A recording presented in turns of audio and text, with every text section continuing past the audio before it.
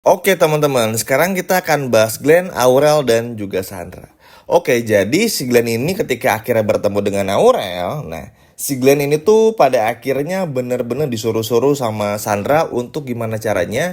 Bukan cuman Glenn aja nih yang mencapai tujuannya buat bisa bikin Aurel percaya, deketin Aurel dan lain sebagainya macamnya, tapi bikin Aurel kembali dukung Sandra. Jadi Glenn nih kayak ngelakuin sesuatu yang malah bikin Aurel jadi makin curiga teman-teman. Nah inilah yang akhirnya membuat Glenn dan Aurel pun juga bisa jadi bermusuhan.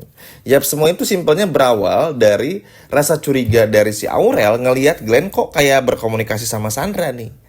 Karena kan Sandra aja tuh udah bilang kan, sorry, Aurel aja udah bilang sama Rianti di episode sebelumnya.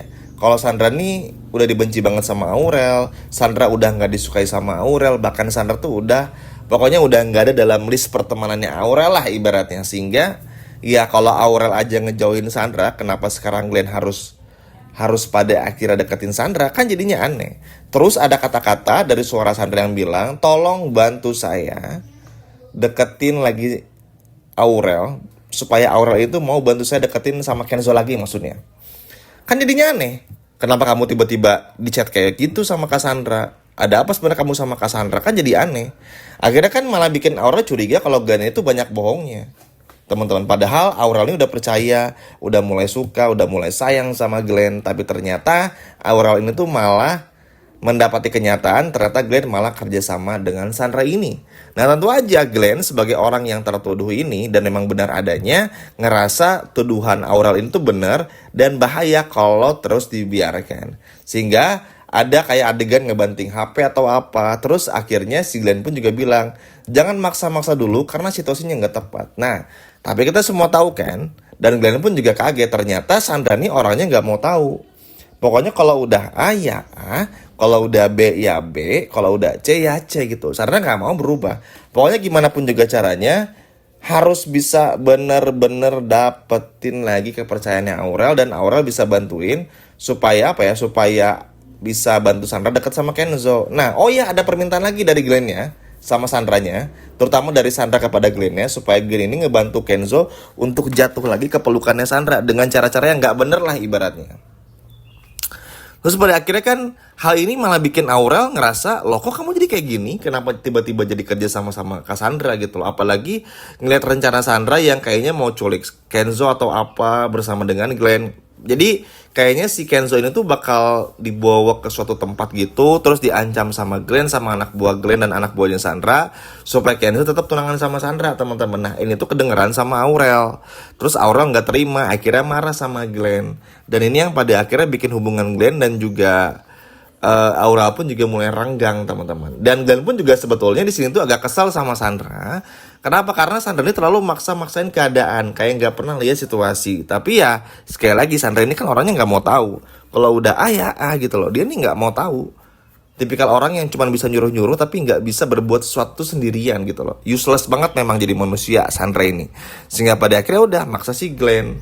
Nah Glenn kan akhirnya ya megang HP terus ketemu sama Aurel. Teleponan kan ketahuan ternyata lagi disuruh sama Cassandra. Marah Aurel pada akhirnya kepada Glenn, dan ini akhirnya bikin Aurel pun juga murka sama Glenn. Terus Glenn pun juga bingung kan, bohong nih, bilang nggak kok sama Sandra cuma ini aja itu aja. Terus ya Aurel cuma bilang kayak gini aja, kamu nih kemarin katanya mau bantuin aku buat supaya biar Sandra ini tuh nggak ganggu lagi dan lain sebagainya macam. Tapi kamu malah berkomunikasi dengan Sandra. Terus Gan pun juga bilang nggak kok ini bagian dari rencana dekat sama Sandra. Ya Aurel kan nggak bodoh teman-teman. Kalau misalnya bagian dari rencana, ngapain Glenn mau disuruh-suruh untuk menculik si Kenzo dalam tanda kutip ya? Terus dibawa ke suatu tempat, terus maksa Kenzo buat supaya tunangan lagi sama Sandra. Itu mah namanya disuruh sama Sandra gitu loh. Aurel pun juga akhirnya marah dan Glenn pun juga kebingungan buat jelasin berbagai macam hal lagi. Lagian Glenn pun juga aneh. Glenn terlalu ngaco, Glenn terlalu gak jelas, Glenn terlalu benar-benar apa ya? Terlalu benar-benar ketakutan sehingga pada akhirnya senurut-nurutnya gitulah sama Sandra, yang akhirnya malah membuat hubungan Glenn dan juga Aurel pun juga semakin renggang. Karena kalau udah kayak begini caranya, ya Aurel mau percaya sama siapa lagi? Karena kan Glenn ini tuh kehadirannya udah membuat Aurel tuh move on dari Dikta. Bahkan kita pun juga udah nggak pernah denger lagi tuh si Aurel ngomongin Dikta sedikit pun karena udah move on kayaknya. Nah itu aja kan udah bukti ya kalau Aurel ini udah percaya sebetulnya sama Glenn. Dan kita semua tahu Aurel ini kan tipikal anak bungsu yang manja itu parah. Dan egoisnya tuh cukup tinggi. Bahkan Rianti aja sampai gak dipeduliin gitu loh. Dan begitu ngelihat satu kecewa itu datang dan muncul di hadapan Aurel, pasti bakal ngambek banget Aurelnya. Apalagi disakitin sama orang yang lagi Aurel suka kan, yaitu si Glenn. Karena memang alasan Glenn pun juga gak masuk akal. Kan jadinya aneh. Glenn ini tuh seakan-akan pengen ngebantu keluarga Aurel. Pengen bantu Kenzo buat bersatu sama Mutiara.